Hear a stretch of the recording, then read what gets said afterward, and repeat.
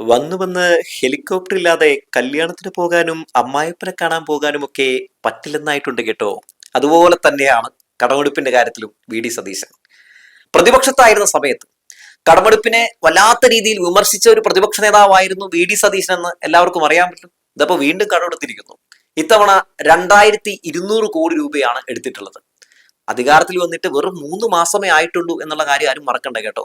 ഈ 3 മാസത്തിനിടയിൽ നമ്മുടെ പൂക്കി മുഖ്യമന്ത്രി വി ഡി സതീശൻ 14,400 കോടി രൂപയാണ് ഈ സമയം വരെ ഉള്ള നമ്മുടെ കടമെടുപ്പ് ലിസ്റ്റ് എടുത്ത് പരിശോധിച്ച് നോക്കിയിട്ടുണ്ടെങ്കിൽ കടമെടുത്തിട്ടുള്ളത്.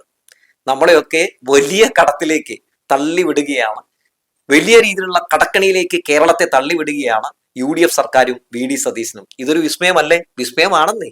എന്താന്ന് വെച്ചിട്ടുണ്ടെങ്കിൽ ഇതൊരു റെക്കോർഡല്ലേ.